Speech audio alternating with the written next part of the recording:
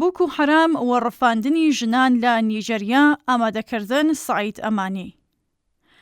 بوکو حرام یەکێکە لە تۆندراوترین و مەترسیدارترین ڕێکخراوە ئیسلامگەرەکانی ئەفریقا کە لە ساڵی 2002دا لە باکووری ڕۆژهەڵاتی نیجەریا دامەزراوە. ناوی ئەم گروپە لە زمانی هاوسادا بە مانای پەروەردەی ڕۆژاوایەکان حرامە دێت کە ئاماژێ بۆ دژایەتیکردنیان لەگەڵ بەهاکان و سیستەمی پەروەردەی ڕۆژاواییدا. ئەم ڕێکخراوە کە ئێستا بە ناوی دەوڵەتی ئیسلامی لە ڕۆژاوای ئەفریقا ناسراوە بەیعەتی داوە و سوێندی بۆ گروپی داعش خواردووەکە پەیڕەوی بۆچوونەکانیەتی. دامەزراندن و مێژوو.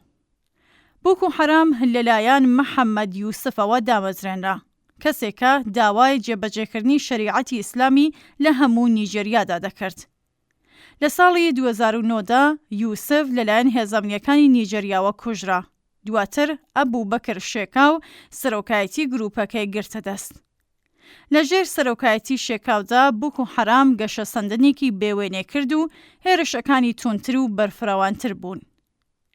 گروپەکە لە دەیەی 2010دا بووە مایەی ترس و تۆقاندنی خەڵکی باکووری نیجەریا و وڵاتانی دەوروبەری وەکو کامێرۆن، چاد و نیجەر.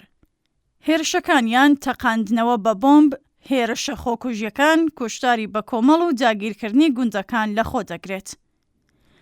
ڕەفاندنی کچان لە چیبۆک. یەکێک لە ناسراوترین و بەناوبانگترین تاوانەکانی بوکو حرام ڕەفاندنی 276 کچ لە قوتابخانەیەکی کچانی ناوچەی چیبۆک لە ئاڤریلی ساڵی 2014دا بوو. ئەم ڕووداوە کاردانەوەیەکی جیهانی بەهێزی بەدوای خۆیدا هێنا و کەمپەینی کچەکانمان بۆ بگەڕێنەوە لە سەرانسەری جیهاندا دەنگی دایەوە. زۆربەی ئەم کچانە تەمەنیان لە نێوان 16 بۆ 18 ساڵ بووە و ئامادەی ئیمتیحانی کۆتایی خوێندن بوون. چەکدارەکانی بوکو حرام شەوانە هێرشیان کردە سەر قوتابخانەکە، کچەکانیان بە زۆرەملێ سواری لۆریەکان کرد و بردیانن بۆ دارستانەکانی سامبیسا. دواتر دەرکۆتکە بەشێکیان بە زۆرەملێ هاوسەرگیریان پێکراوە. بەشێکی دیکەیان وەکو کۆیلەی سەکسی بەکارهێنراون و بەشێک خراونەتە بەر ڕاهێنانی چەکداری. دوای 3 ساڵ لە ڕەفاندنی کچەکان و دانوستان لەگەڵ ئەو گروپە لە ساڵی 2017دا 82 کچ ئازادکران لە ڕێگەی دانوستانی حکوومەتی نیجەریا لەگەڵیان. هەرچەندە هەندێکیان گەڕانەوە، بەڵام ژمارەیەکی زۆر هێشتا یان لە دەستی گروپەکەدان و یان کوژراون. ڕەفاندنێکی دیکە.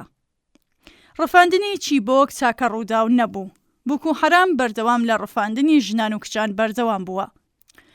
لە ساڵی 2018دا 110 کچیان ڕەفاند لە دابی و لە مارسی 2021دا زیاتر لە 300 کوڕیان ڕەفاند لە کانکارا.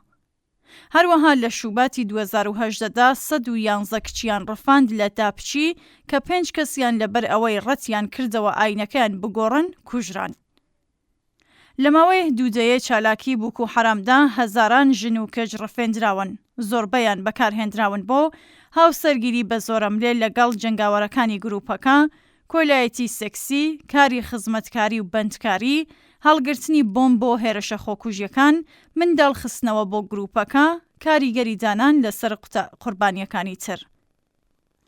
ئەو ژنانەی کە دەتوانن هەڵبێن یان ڕزگار دەکرێن بەرەوڕووی کێشەی دەرونی و کۆمەڵایەتی قورس دەبنەوە.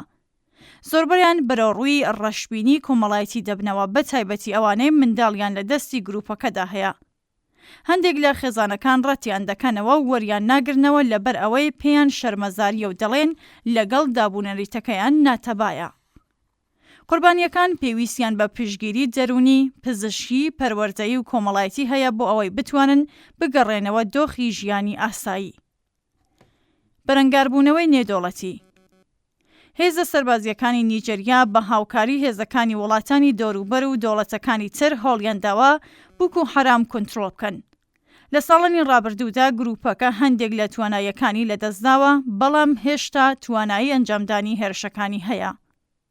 لە ساڵی 2021دا ڕاگەیەندراکە ئەبوو بەکر شێکاو خۆی تەخاندووەتەوە لە کاتی شەڕ لەگەڵ گروپێکی دژبەری، بەڵام گروپەکە بەردەوامە لە چالاکیەکانی. ئەنجام تاوانەکانی بوکو حرام دژ بە ژنان و کچان یەکێکە لە خراپترین پێشەلکاریەکانی مافی مرۆڤ لە سەدەی 21دا. بە هەزارانی ژیان تێکشکاون، بە سەدان خێزان پرش و بڵاو بوون و نەوەیەکی تەواو لە پەروەردە بێبەشکراوە. چارەسەر ئەم کێشەیە نەک تەنها پێویستی بە هێزی سەربازی هەیە، بەڵکو پێویستی بە چارەسەری کێشەکانی ژێرخانی یابووری، نەهێشتنی هەژاری و ئیدارەدانی باشی وڵات هەیەکە بواریان بۆ گەشەسەندنی تۆندڕەوی ئامادە و خۆش کردووە.